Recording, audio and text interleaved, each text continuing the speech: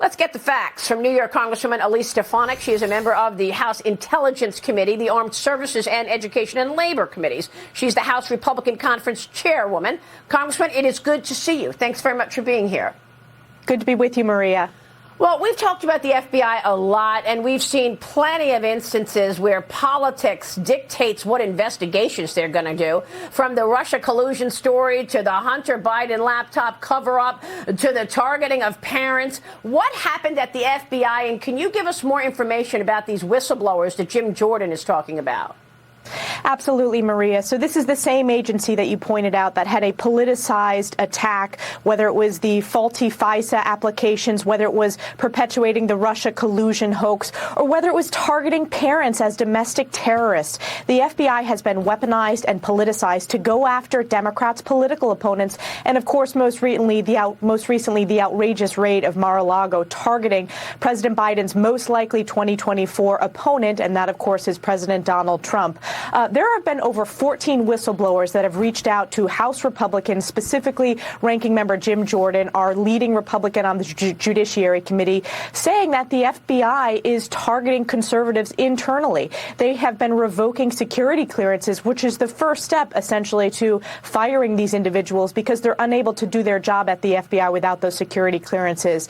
The whistleblowers also allege that the FBI has prioritized these domestic terrorists and allegedly trying to push in that direction rather than pursuing child pornography, child abuse cases. So again, this is the politicization. This is trying to continue the Democrats' narrative, and the FBI is not doing their job. I will tell you, in a House Republican majority, Maria, the subpoenas are coming. Jim Jordan has already requested Attorney General Merrick Garland preserve the documents, and they will be called to testify because we will ensure that the FBI is accountable to the American people. Well, this is just extraordinary, and it really is very disturbing to see these stories of these two systems of justice. When are we going to see accountability? I mean, how are we going to believe that we can trust the leading agency when we see these stories? And do you expect that we're going to have more resignations at the top? I mean, Christopher Wray, what is he saying about this?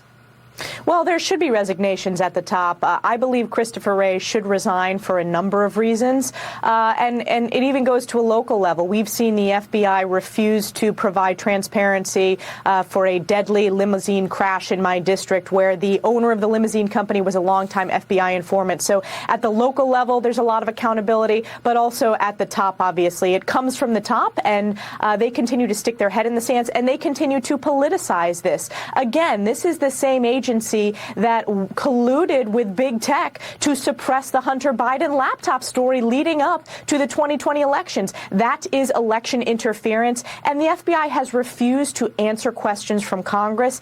In a House Republican majority, we will not only subpoena those individuals, but we will hold them accountable. Maria, the American people are losing faith in these agencies because they're smart and because they see the politicization. We should never have a two-tier justice system in this country.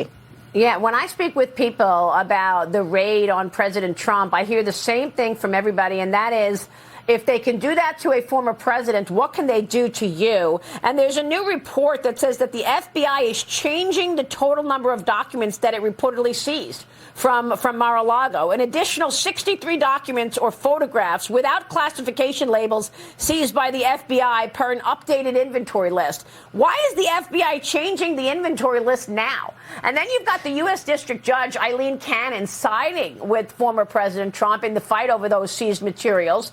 Cannon overruling the special master's order for Trump to give final objections on the FBI search inventory, meaning that he can dodge the special master's request to verify those documents. Congressman, explain all of this in terms of what is the latest on this raid on Trump. Well, the story continues to change from the FBI. They continue to push out different facts, different narratives to the mainstream media.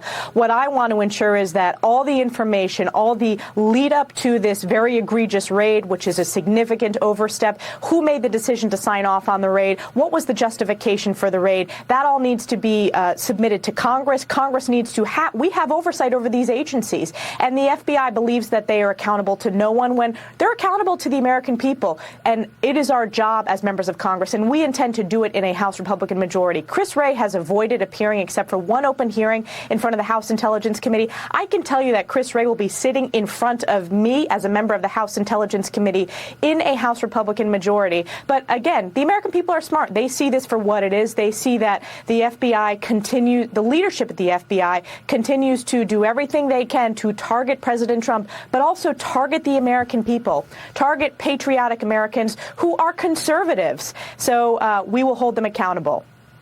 Yeah, I mean, you're talking about what you're going to do should you get the majority in the midterm. Congresswoman, you're predicting an historic number of GOP women winning their races. Tell me about the women that you're expecting to take the lead here in November.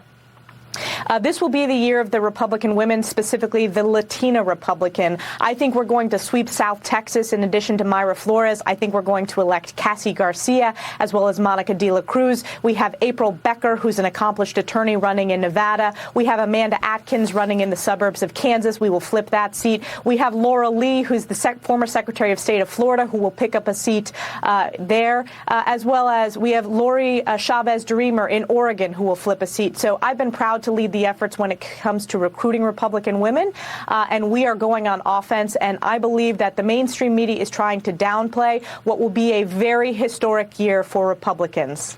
Well, that all is terrific. Congrats on that. We, of course, have been watching independents, women and Hispanic moving further to the GOP in the face of all of this bad policy we talk about every day. Congresswoman, we'll be watching. Good to see you this morning. Elise Stefanik joining us this morning. Thank you so much.